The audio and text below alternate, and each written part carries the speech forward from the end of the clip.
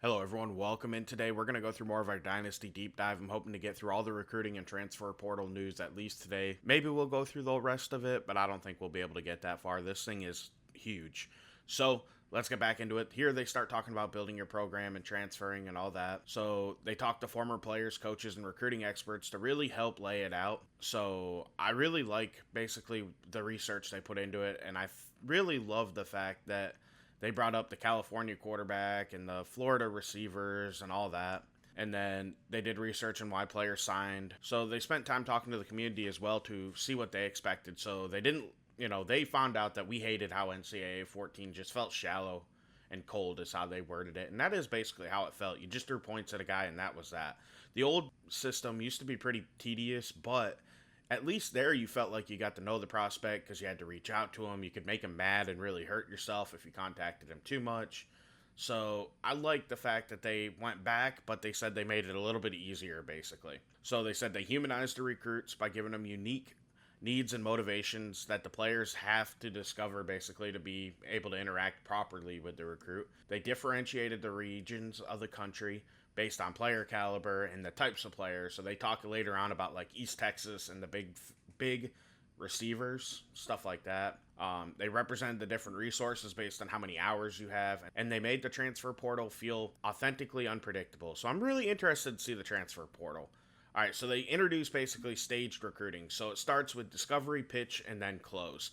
So basically, what it says in here is discovery is the early portion. You can be open, which is actually the first phase where anybody can get in on you. Discovery is like the top 8, pitch is top 5, and close is top 3. And in order to keep recruiting the guy and not get locked out, you have to be in their top whatever as they keep going along. It's basically all this says, and it explains to you how to do it. So my school, this is where how they graded each team. If you want to pause and read it, go ahead, but they have playing time, playing style, championship contender, program tradition, campus lifestyle, which I like is it cannot be changed or impact. That right there is awesome. Your playing style, I also like. I want to say that it's driven based on you, but it was like that already before. Stadium atmosphere, pro potential, brand exposure, which is basically the nil of this. They say that as your brand is bigger, you're going to have more nil opportunities. Probably the proper way to institute it because nil is so weird right now. You just don't know how to properly do that. They have academic prestige, which is another one that cannot be changed, which is good. Conference prestige, coach stability, which is how often you leave or stay at a program, athletic facilities, and then proximity to home, which of course changes based on each recruit and how far away from your campus are they. And they do say basically in all this that they use Bud Elliott's blue chip ratio to look at the percentage of your roster that's made up of 4 or 5 stars in order to be considered a championship contender. And they talk about how the grades will dynamically update throughout the season. Some will only do it at the end of the year, and then there are the few that just can't at all. And you can see your grades in the Dynasty Hub.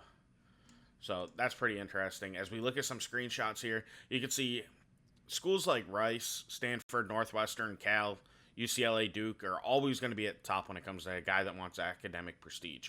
Why? Because those are your most academically prestigious schools in the country. So, that makes sense. That's clean, looks nice. Now, on the other hand, their championship contender is going to be lower, but you can impact the championship contender and you can raise that score by playing better and having a better roster. So that's where you can take a school like Stanford. It may be tough at first because they're not good at a lot of things, and they do have academic prestige as one of their things. So you're going to have guys that might not be as good that are just naturally interested in you because academic prestige matters, as to where a lot of 5 stars are not going to care about that. It's kind of like a up and down thing with Stanford, I guess, depending upon how you look at it. So you'll get the information each week as well in a summary, allowing you to see, they say the healthier program, how it changes up and down, and your players at risk, which I love that of transferring. This is going to be an exciting thing. It looks really nice. So collectively, all them grades are what is your team prestige. So team prestige grades from 0 to 5 stars in a half-star increments based on their current school my grades. So very few programs will achieve 5-star status, and even fewer will be able to maintain it for a prolonged period of time. So I'm really excited to see how that goes and just how you're able to do that and how dynamic that really is. So now talking about the recruits, each season they generated 3,500 recruits, which is going to be awesome. from each part of the country, different regions, all that. And this is where they talk about like Southern California for great quarterback talent, East Texas for the best wide receivers that are usually bigger, more physical receivers. And South Florida has the deep threats who maybe are a little bit smaller. So that's really cool that they put that much detail in there. And I do appreciate that as kind of a football nerd and a college football nerd. If you guys haven't watched, I ran a Coach KJ Carousel Dynasty on College Football Revamped. And, you just didn't have this level of depth to recruiting. They did a good job with the mods, but I love that this is in the game, and they really are trying to make it like real life. So there are 14 different motivations. So it's something cool in here is that, like they said, your bigger ones are going to be more basically caring about getting to the next level, winning championships, and growing their nil, while 2-stars are more likely to care about staying close to home, coach stability, and academics. So you could see that's where like a school like Stanford, they're going to be at a little bit of a disadvantage because academics is going to be useful in maybe finding some under the radar players. But when it comes to the top guys, they're not going to care about that. So you're going to have to build the rest of the program to get them guys interested. There's 3 motivations that they care about, and it's what forms their ideal pitch, basically. So that makes sense. You have deal breakers in there, and one of your 3 ideal pitches will be what will be the deal breaker if they have one. Now, they make it sound like not every player does, which is probably a good thing. I don't know. We'll see. I feel like every player kind of does have a deal breaker, though, so I feel like everybody should. If you can't meet a minimum requirement, unless you're like a 3-star or a 2-star, I feel like every 4 and 5-star should have a deal breaker. Just my opinion, but we'll see. And then also them deal breakers are what could lead to the player deciding to enter the transfer portal at the end of the season because they stick with the player throughout their college career. Now, recruiting pipelines have been completely redone, and I think this is awesome. I think they did it fantastic. They added like Metro Atlanta, North, Central, and South Florida, and they combined basically regions like New York and New Jersey. There's just not enough recruits from there for them to each be their own pipeline, so now it's a New York, New Jersey pipeline, which I think is awesome, and I'm sure they're going to also have a New England pipeline. And they still kept the 50 pipelines, but now it's just able to be broken down in the South and West a little bit more, where it's completely different. The prospects that come out of there are just different. So I love that area of the country is going to be broken down even further. I think that they did a great job with that. Now, with our newly shaped pipelines, the next step was to look at schools, recruiting classes, and identify which parts of the country they primarily recruit in. Using this data, we developed a tiered ranking system to represent how strong a school is in a given pipeline. Each pipeline has 5 levels, and every school is given a pipeline level based on historical data. The higher your pipeline level, the stronger your influence in the region. This will boost a recruit's initial impact with you. However, a school's pipeline level will never change, which ensures the school who is historically strong recruiters in a given region will always have an advantage. For example, Florida has historically dominated recruiting in Central Florida, which is where I live, in like Lakeland, Tampa, Orlando, Gainesville, because of the fact that that's the closest to them. Meanwhile, LSU regularly reaches into East Texas and along the Gulf Coast. That makes sense, and I like the fact that they won't change because at the end of the day, that is what you do. And, they go on into a little more detail, Oregon, Southern Cal, Arizona, all that stuff. So with that and deal breakers, they're hoping it makes recruiting more realistic and less exploitable. So I really am hoping that we no longer need the house rules like they say right here. So we'll see. We're, of course, going to see players are going to try to break the system. We all know that. So basically, now the next section is initial interest in top schools. Every recruit will start with a list of schools they are interested in. When a recruit generates their top list of schools, they evaluate every school's migrate grades in relation to their ideal pitch and motivations. They also take into account their home pipeline and proximity to home, which means recruits from Atlanta are more likely to stay in the Southeast because of their initial interest, but some prospects will just look to leave home because they don't care about that. So I'm really interested to see how that plays out. This is cool. Similarly, most of the top schools for a prospect who values academics are going to be very similar to one another because Rice is always going to be one of the most academic. If you run Rice, you're also going to tend to see Vanderbilt, Northwestern, and Stanford because of their high academic prestige alongside fighting for that same recruit because you guys are all high academic schools, which is cool. I like that they made that realistic. So this is where they talk about it being a possibility of them being open to hearing from any school, or if they already have it narrowed down, which they're top 8, top 5, top 3. So once recruiting starts, recruits will narrow it from open to top 8 to top 3, or top 5 to top 3, and then they'll go to the commitment. That's going to be something, like they said, you're going to have to quickly realize when you can't get into a battle and you have to move on from a guy, or else you're just going to waste a ton of points. This right here looks like your recruiting board, basically, in a summary that you get. And this is pretty clean and neat. You have, like, Alex Casey. You can see his schools, who he has an offer from, everything about him here. And you can see he committed. But on the board, you can see other players, whether they narrowed their list, whether they committed elsewhere. So I'm excited. This looks neat. So this right here, stage 1 is discovery. The first stage of recruiting is discovery, where your goal is to learn as much about the prospect. So basically, this is where you first start finding prospects. So you can search like you used to be able to amongst this different criteria here, which makes sense. You used to be able to do that in NCAA 14, but they'll also give you a prospect list basically based upon what a recruit already likes you, with your pipeline, stuff like that. So that's cool. It makes it easier to quickly identify if you don't want to go super deep. So that's cool. And it says, when viewing a recruit in the prospect list, you will be able to see the bio information about the recruit, as well as any recruiting information like whether or not they have a deal breaker, if they satisfy a need, how interested they are in you, what their recruiting stage currently is, and any scholarship offers they may have. You can have 35 prospects on your board. This right here just looks like how basically your prospect list looks. A need tells you it's a position in need, I think. Athlete, I like seeing athletes in here. Your pipeline, what level you are. So basically, how much of a boost do you get? Here where it says class, this will be likely, from what I can see later on, where it'll tell you, like, this is a transfer type deal. And then this is whether you've offered them and how many offers they have. So I think that's pretty clean and neat. So team needs, setting up your board. Basically, it talks about how important it is to know what you need. So this will tell you can quickly see your needs at every position. You'll get a team needs spreadsheet, which you can see down below here. It's basically the same screen we had in NCAA 14. I'm not going to lie. And they talk about how each team is different depending upon their scheme of how many players they need at each position. That was also in NCAA 14. So next up, it talks about, sorry, I had to pause for a second here, so I'm back. Next up, they talk about the recruiting hours. So that's what we're going to use instead of points, which is awesome. Now, the cool thing is a 5-star program is going to have 1,000 recruiting hours compared to 350 hours for a 1-star program. That's insane. The level of difference there is exactly what we're looking for, and it's why it's going to be so hard to build up a program, because that is going to be a nightmare at first. They only have 350 hours based on your star rating and be like, okay, this is all I have to identify is incredible. And it's not based upon the coach, it's based upon the school, which is awesome. The time of the year this is also pretty interesting here. The time of the year impacts your recruiting hours. So basically what stage of the season you're in, because obviously you don't recruit as much during the season as you do in the off season and preseason. So that's pretty cool that they have that in there. I'm curious how it'll work out. Each prospect can only have 50 hours added, but it can be increased to 70 if you always have the always be recruiting ability for that position, which is pretty neat.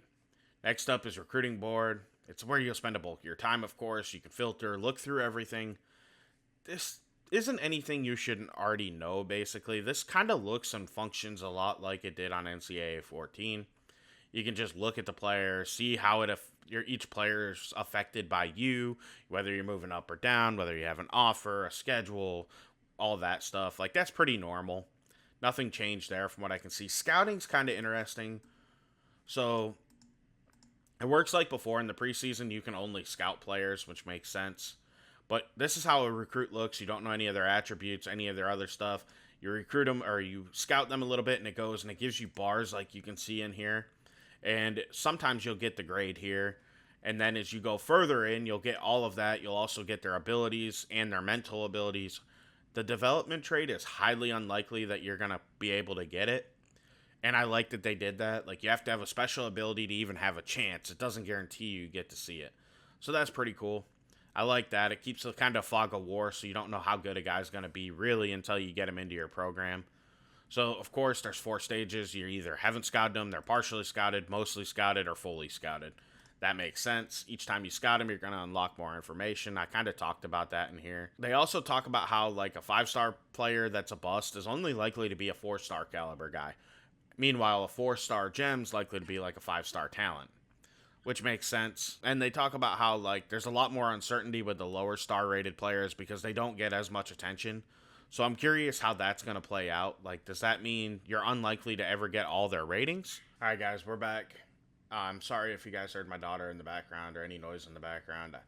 You know, she's 3.5 months old, so I no longer have a recording studio. I used to use her room as a recording area, so I'm out in the main house now. So you're gonna occasionally hear my dogs in the background or see them in the background, and she started crying. So I apologize if that got caught in the background at all, but let's get back into this here. Finding your ideal pitch is the next thing. So once you've determined that a prospect basically meets your initial criteria, it's, time to start figuring out who they are and what they want. So your ideal pitch basically is what you want to find out as quick as possible, because the sooner you do, the sooner you realize whether you're going to align with that prospect or not. In stage one, you can try to basically uncover information about the prospect and, gain influence with the prospect by doing a lot of different things, which is pretty cool. And I'm excited to see exactly like how deep they go with like offering a scholarship. We know what that is. Search Social Media is the one that I really want to know how deep in you can go and how it can just be careful not to like an image from 3 years ago. Definitely intrigues me. I don't know what that means. You can direct message the player, which is interested, and you can contact their family and friends to help gain influence, which is really cool. So I'm definitely interested in seeing how this goes. And you can send the house, which is from the recruiting coordinator to every other coach on your staff. You can send all the resources at the guy to try to gain as much influence as possible. Once you find basically the information, it's no longer a question mark like you can see in the picture down below here. On the right hand side, you can see where I'm clicking here. You can see there's an X. That means he's not interested, and the check mark means he is interested. And this is for Quincy Ogletree here. And this is where the options are of how much points you can spend and what you can, basically do. Go to the next picture here. You can search social media. Like I said, I don't understand. It looks pretty bland here, so I don't know how, like, liking a picture from 3 years ago matters. I'm really curious what that's about. Maybe if you do it too many times, they get annoyed. I don't know. I have to figure that out. That's kind of question marked here. Next one is basically the pitch. So once you are in the top 5, it's time to begin pitching the prospect on your school and really trying to get them to commit. So you can do a soft sell or a hard sell. Soft sell is basically the safe route. If you screw up and you choose something they're not motivated by, it's going to hurt you less. A hard sell, meanwhile, if you're confident in your pitch, then you probably want to do a hard sell. So, because that's how you get the most influence. So each pitch is a collection of 3 motivations, and there are 20 pitches total. So for example, Sunday bound pitch tells a recruit about your school being a championship contender, its conference prestige, and its track record of sending these kids to the next level. So basically your pitch, they're going to get points up, down, depending upon how much the recruit likes you and likes the pitch you're offering them. So like, that's basically all they're talking about here in this section. And I think that's really cool. I think they did a good job. I'm trying to summarize it a little bit more. Everybody else is like, there's a lot of line for line reading, but overall, I'm super impressed with this. As we're looking at the picture here, you can see you have athletic facilities, brand exposure, and pro potential as his top 3, and they align really well with this school. It's Alabama, and they're going to use the workhorse cell, and I don't know exactly what that means, so interesting there. So they're going to hard sell, which is going to cost 40. You can also sway. I did forget to mention that. You could try to sway a recruit a little bit and make them align with your school more to get extra boosts. Next step is closing. So this is where basically you're going to try to get the guys. So you'll have your official visit, and that's only if you're in their top 5, and you also have to offer them a scholarship, which makes sense. Why would you visit a school that's not offering you a scholarship? It's going to cost you 40 hours to do the official visit. However, you can still put the maximum of 70 or 50 hours on a guy. So that's cool. Scheduling an activity. So you're going to basically get points for how they describe it is against a better opponent and a better matchup. And you dominate, you get more points for your scheduling. Versus like, oh, I'm taking on FCS and I dominate them. They're going to be like, there's no extra reward there. Who cares? Activity, meanwhile, is like your pitch basically and what you have them do while they're on the campus with you pretty much. So I'm excited to see how much the activity matters, and because I do feel like activity is going to matter more than your performance, but I could be wrong. That's pretty cool. And there's 14 activities a recruit can do during their visit. Each activity maps out the prospect motivation. So curious how that works out. You also get verbal commitments here until National Signing Day. And if you break their deal breaker before National Signing Day, they'll decommit and they'll go to a different school. That's cool. I really like that. And here you can basically see like a loss is going to bring you down. A win here, you're going to get some up against Auburn. Meanwhile, a loss is still going to bring you down. This here is playing time revealed as what he wants. And so you're going to have him attend a position meeting because it's 3 bars up. And then this is, if that's how they do every recruit, it's going to be awesome. That looks pretty sweet. Next up, we're going to talk a little bit about the transfer portal. And the transfer portal basically works how you'd expect it to. They end up jumping into the prospect pool. As they're in the prospect pool, you'll be re-recruiting these guys. And they're going to be mixed in with the high school guys, so you're going to have to choose whether you want to keep recruiting the high school guys on your board or go all in on transfers. You have, I think it's 5 weeks or 4 weeks to actually be able to recruit before they commit and sign with you. Players will transfer basically if you don't meet their deal breaker. And higher overall players are more likely to transfer than lower overall players if you break the deal breaker. It's not a guarantee they leave, but most likely a higher player will. That just talks about how your grades going up and down will matter. High overall players will go pro, which we always expected. You can try to persuade them to stay, but the higher overall they are, the more likely they're going to move on. You can get the gifted gab ability to help increase your chances of keeping these guys from transferring or going pro. You'll also be able to see the pro draft results, which is likely what I'll use to try to build out our draft classes. Because that kind of, as long as it's not cheesy like before, where I hated that like, oh, well, this guy's not 6 foot at quarterback and he's not 200 pounds, he's undraftable. As long as we don't run into that problem, I'm very interested in using that to help me build my draft classes because that's a little more unbiased. So we'll see. That's probably my plan though currently. And it may not be exactly lining up with Madden because you can't get a generated draft class to match up perfectly, but you get the idea. Like position rankings will basically be based upon that. That's just a personal thing though, and you can see this is the screen. Damian Martinez, who is a beast, honestly. He's really good. He was great for Oregon State. I'm curious what he'll do in the ACC. But, you know, medium persuasion chance to keep him from going pro. Same with the transfer here. Bisonthi or Larson underneath has high chance, so you'll likely be able to keep him if you want to. Now, the other cool thing is while players have the opportunity to leave via the portal every season, you will also have the opportunity to make roster changes yourself. Every offseason, you're required to get back down to 85 players on your roster.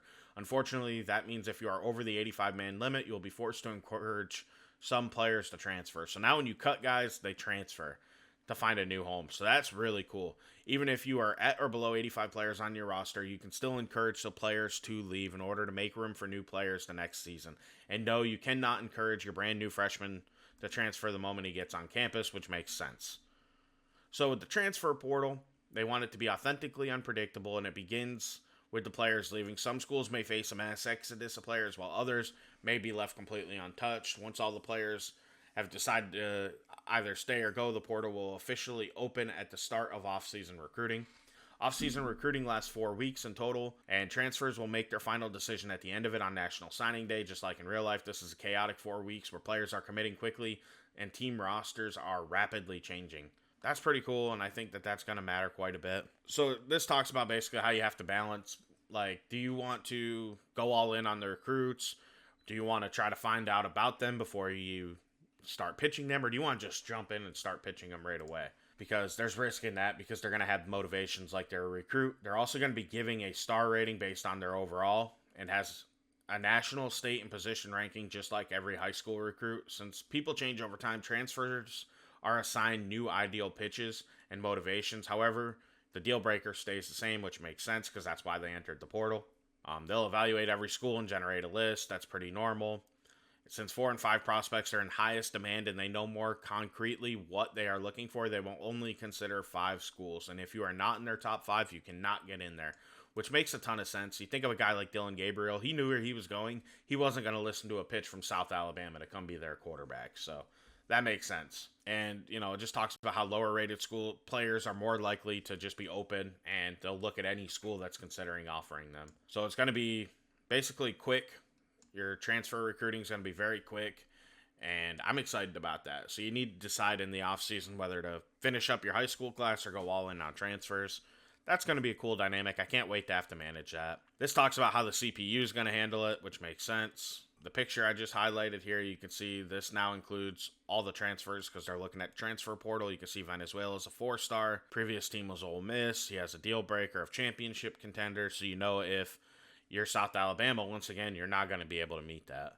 So that's pretty cool. And I'm excited to see how the transfer portal works, and definitely want to cut guys and move on from guys to be able to bring in good young players. So I'm curious how that's going to work out. And I like the fact that on National Signing Day, players will no longer... So, of course, early signing day is the first one we talked about. And then after the National Championship is National Signing Day. And this talks about top classes. But, however, any recruits who are unsigned after National Signing Day will stick around and become walk-ons. They no longer disappear like they used to in NCAA 14. I hated that. A 4 or 5-star player just would not commit, and you couldn't figure out why. And then they're gone. It's like, oh, they went and played baseball is what I always used to say.